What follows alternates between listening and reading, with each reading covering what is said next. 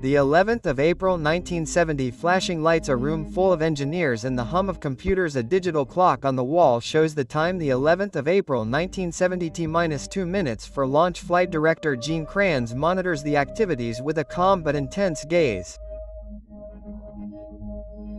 Gene Kranz starts counting and everyone starts repeating with him.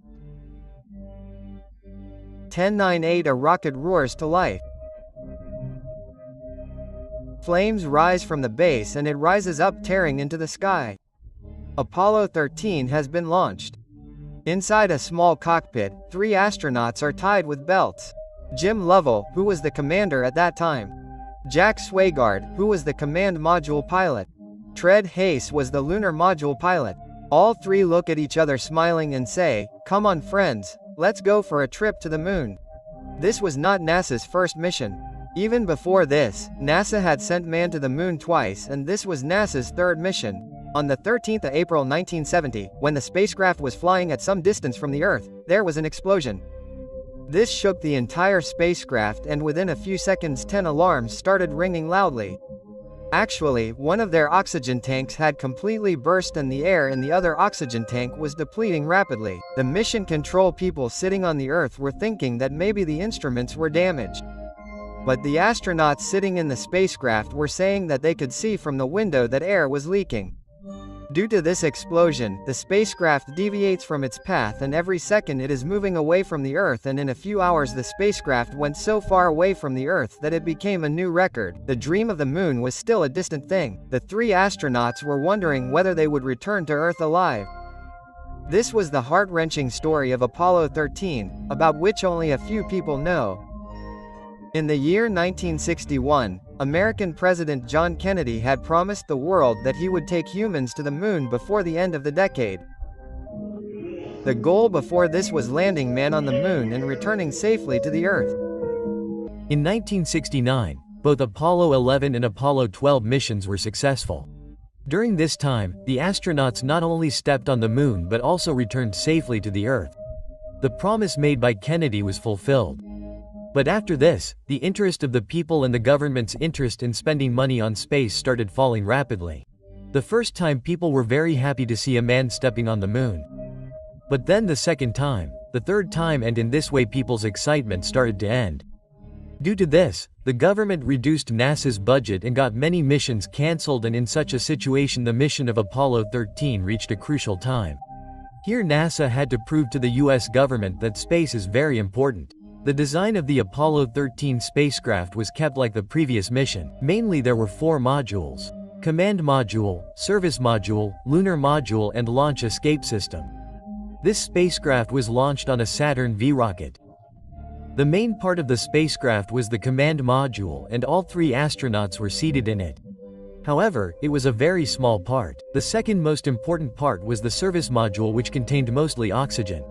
The command and module are often combined together and called the command and service module, or CSM in short. They remained connected together during the entire mission. The third was the lunar module, whose job was to land on the moon and then connect to the CSM module again after the work was completed. The fourth launch escape system is not so important. Its job is to save the astronauts if any accident occurs during the launch. If any accident such as fire occurs during the rocket launch, then it safely ejects the astronauts and takes them away from that place. If the launch is correct, then there is no need for it and it is ejected and thrown away.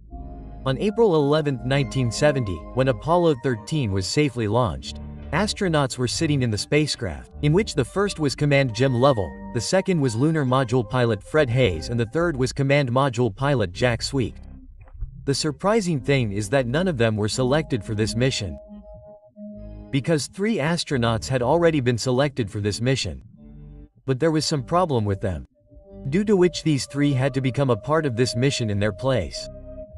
When the rocket was launched, more than 2 lakh people were present there who were watching it live.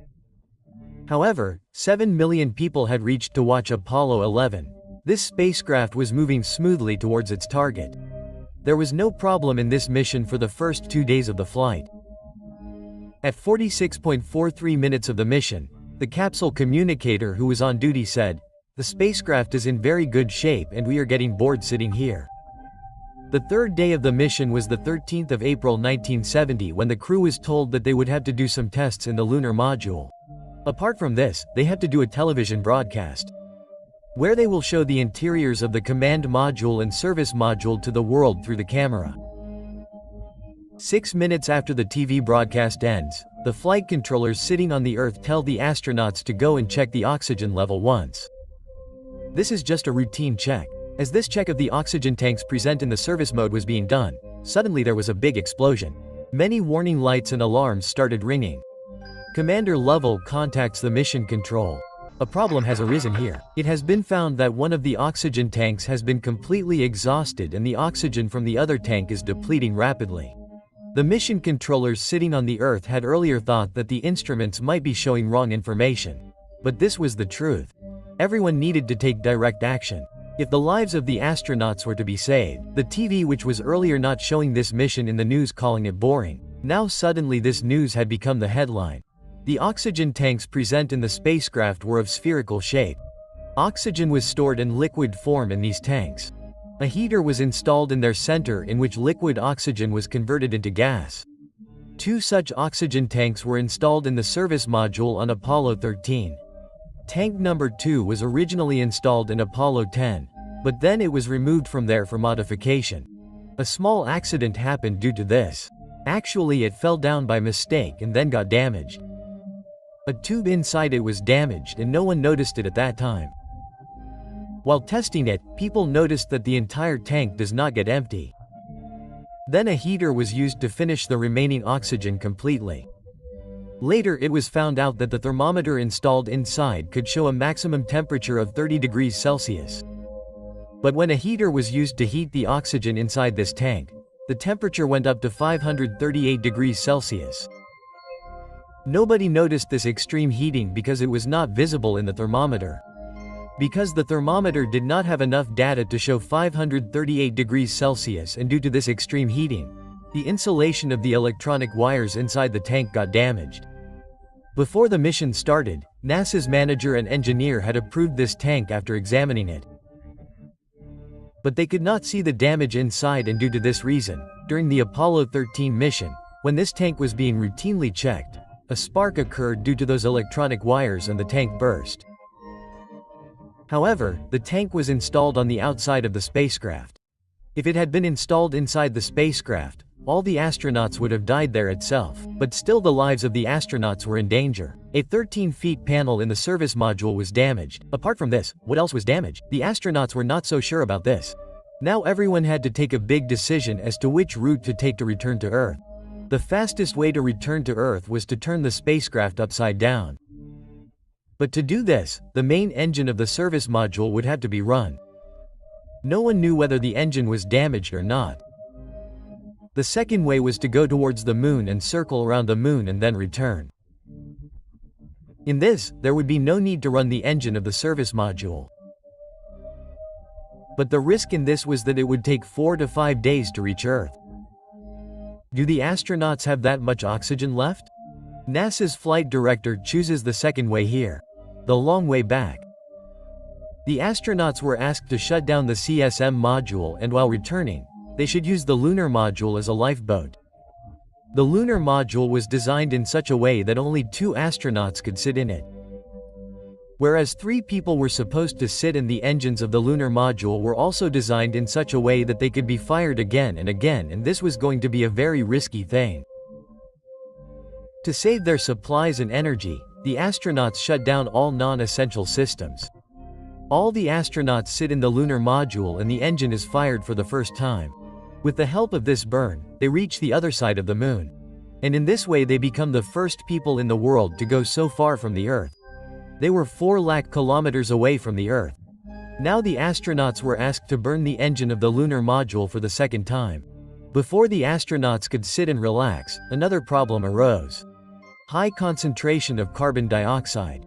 Apart from the oxygen tank in the spaceship, there are canisters to remove lithium hydroxide to remove carbon dioxide. The problem here was that the lithium hydroxide canisters kept in the lunar module were made for only 2 people, and that 2 to survive for 2 days. But here there were 3 people and 4 days. The good thing here was that some canisters were also kept in the command module. Their filter was square. Here the ones in the lunar module were circular in shape. The experts on the ground had 24 hours to solve this problem. The astronauts communicate with the spacecraft and tell them what things they have. Something should be made from it which can solve this problem. In a few hours, they make a contraption.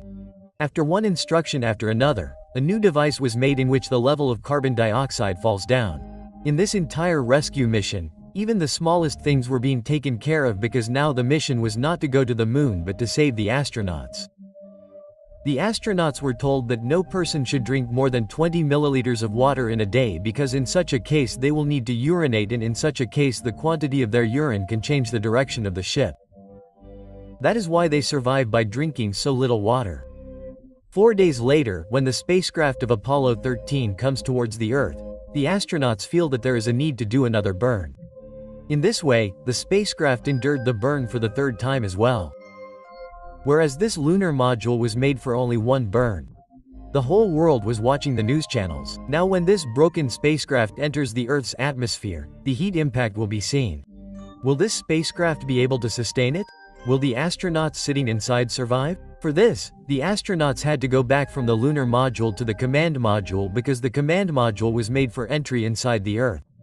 As soon as the command module enters the Earth's atmosphere, there is a communication blackout.